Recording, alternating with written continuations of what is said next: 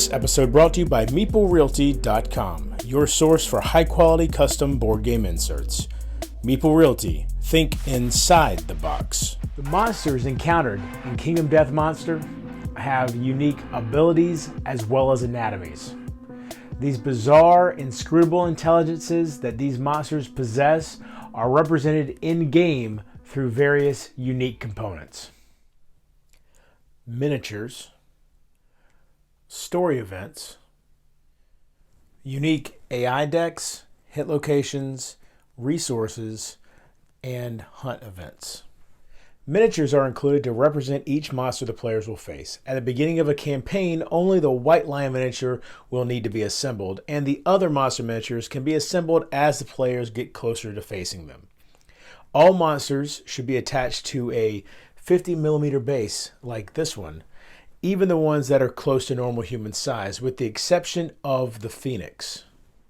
Due to its size, the Phoenix should be attached to the 100mm base. Monster Showdown story events describe the essential information about monster encounters. At the top of the page, you'll see the monster name. Here, you'll find the monster's instinct, in the case of the White Lion, sniff. Instincts describe what a monster will do if it cannot find a target, and each monster's instinct is different. Here, you'll find the monster's blind spot. It's important to pay close attention to exactly which spaces are indicated. In this case, the two blue spaces indicate that only the two spaces immediately behind the White Lion are its blind spot.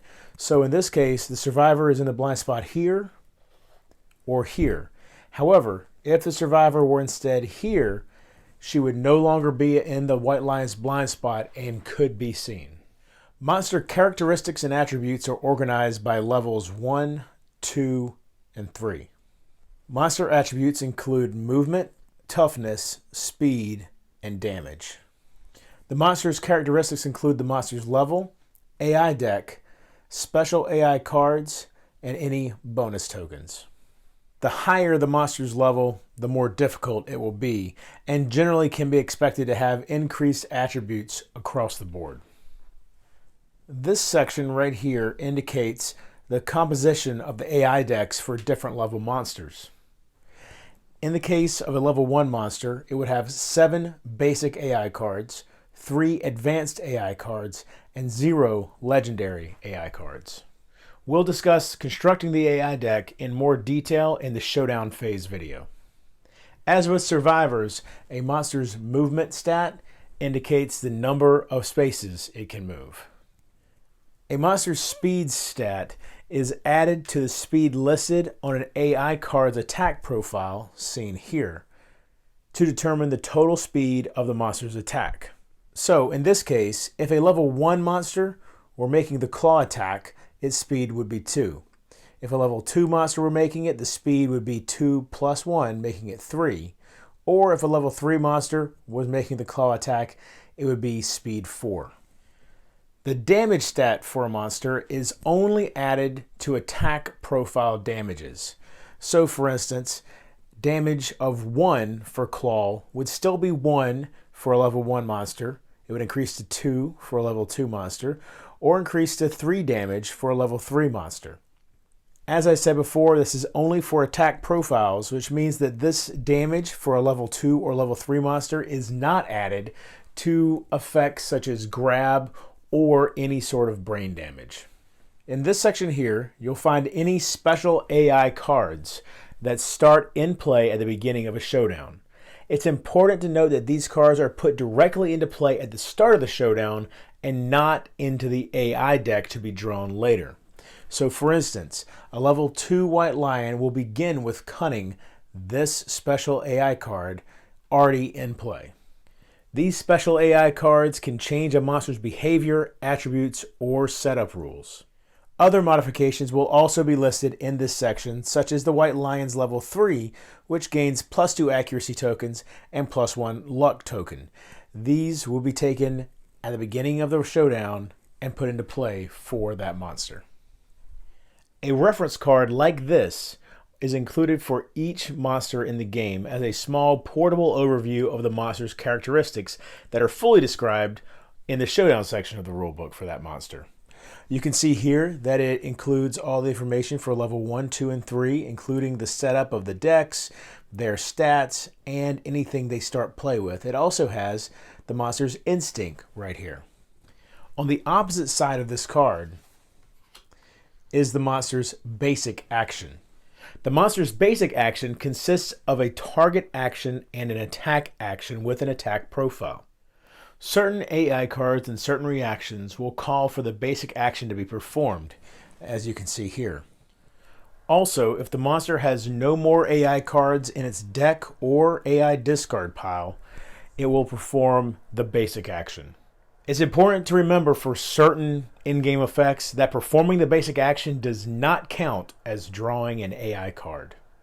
Sometimes a card may detail exactly who will be targeted by the basic action. In this case, perform basic action, target the attacker.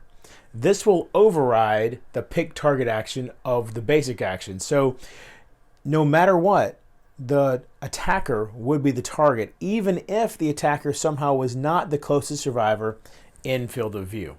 There are two unique attributes that monsters possess that survivors do not: toughness and damage. Both have corresponding tokens. No matter how many negative tokens a monster acquires, damage, toughness, movement, and speed may not be reduced below 1. If a monster gains a positive or negative token, place it on one of these spaces.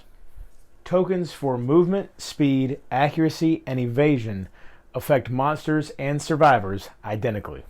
Luck tokens affect monsters differently than survivors. Normally, a survivor critically wounds on a Lantern 10 roll.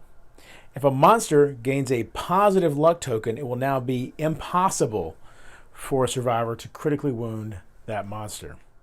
If the survivor, however, had positive luck to counteract the monster's positive luck token, then the survivor would once again be able to critically wound that monster. If a monster gains a negative luck token, then a survivor with no luck modifier will be able to critically wound the monster on a roll of 9 or higher. Some monsters, known as quarry, can be hunted. In the base game, these include the white lion, the screaming antelope, and the phoenix. This diagram, in this case for the white lion, shows how to set up the hunt board. This will be explained in detail during the hunt phase video. This diagram describes what terrain to set up on the showdown board and where to place both the survivors and the monsters. Terrain will be described in detail during the terrain and resources video, and setting up the showdown will be fully described in the showdown video. The aftermath section details what occurs after a showdown that ends in either victory or defeat. The victory rules describe what happens when the survivors kill a monster, including resources and bonuses gained. This is broken down for each different level of monster.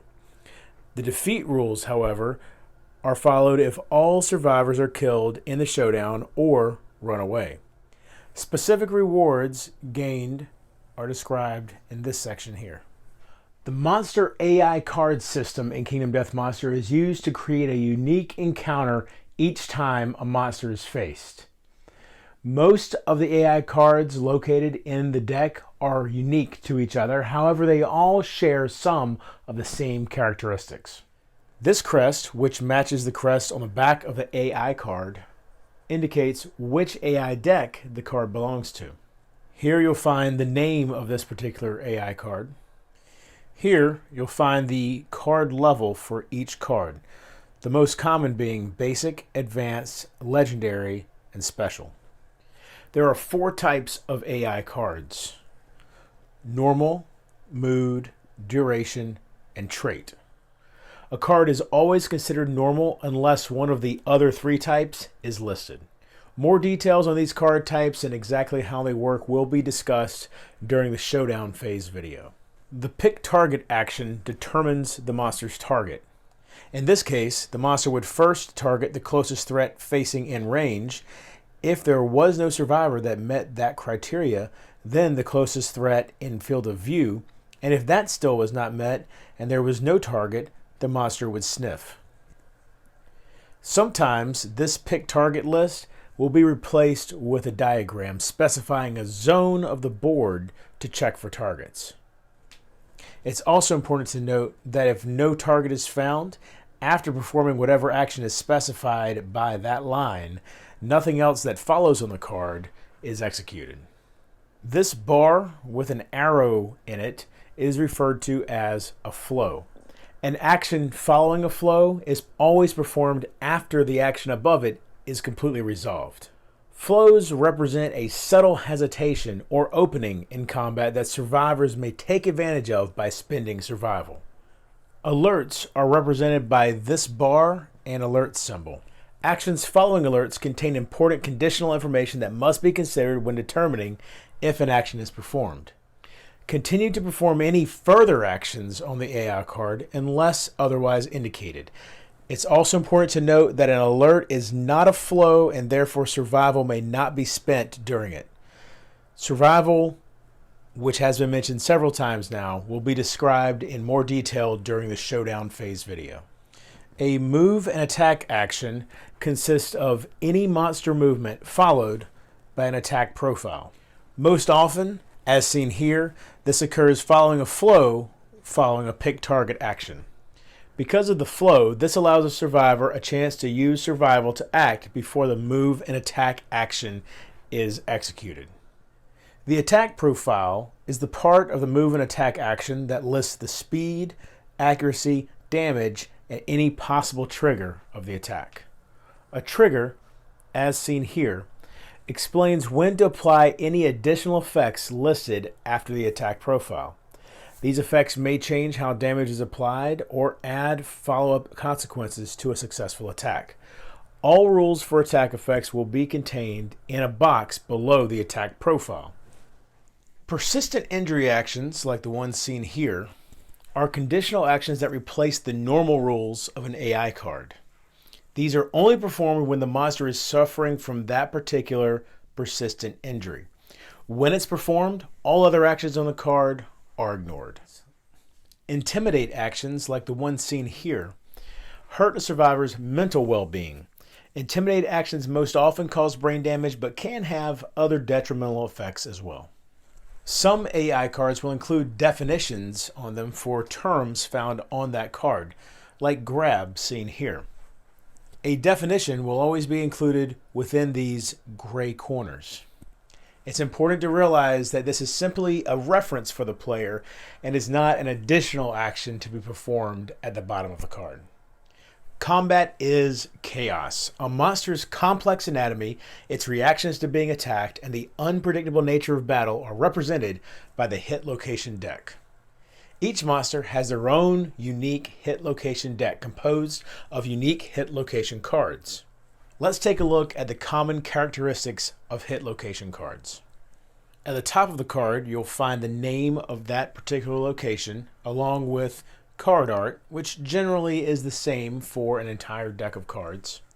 If the card has a listed type, it will be here. If it doesn't have a type, then it's considered a normal hit location. Besides impervious, some other hit location types that players will find during the game are First Strike, Super Dense, and Trap. Some hit locations will have special rules, like the giant tongue here, where it says -2 toughness to wound this location. Many hit locations will also have reactions. This represents a monster reacting to being hit. A reaction will be indicated on the hit location card by an R inside of a black diamond. Reactions occur after the player rolls to wound against the hit location. There are 3 possible reaction types: wound, failure, and reflex. A wound reaction, like this one seen here, only occurs if the survivor successfully wounds the monster.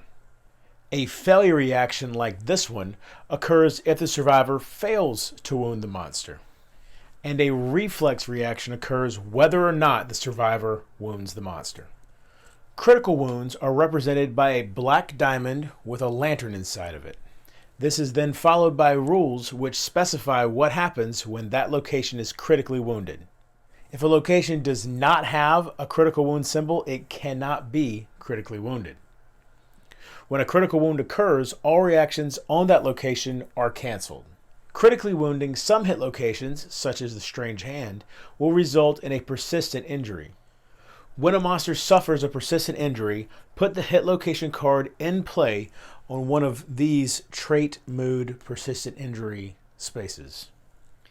Persistent injuries may modify a monster's overall behavior, while others may affect only specific AI cards.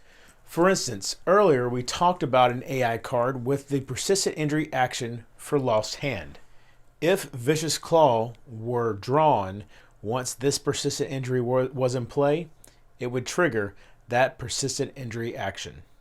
Persistent injuries for monsters stay in play unless some effect removes them. Monster hunt event cards are used only when hunting that specific type of monster, and they describe certain dangers the survivors will encounter during the hunt. These cards will be described in more detail during the hunt phase video. Each huntable monster has a deck of cards that represent the resources a survivor may harvest from fighting that monster. Also, each resource card will have a resource type specified beneath its name, in this case, hide. And that completes our monster portion of the Kingdom Death Monster tutorial, part 2 out of 5. Be sure to check back for the next video in the near future. Go back, watch the previous one, which was about survivors. And if you want your Board Cthulhu t-shirt, find that in the link below. We also have a Pod Pledge page. Give us thumbs up, subscribe. Anything you want to do to help out the channel is greatly, greatly appreciated. We really just appreciate you watching our videos and hopefully enjoying them. So until next time, if you're bored online, bored offline.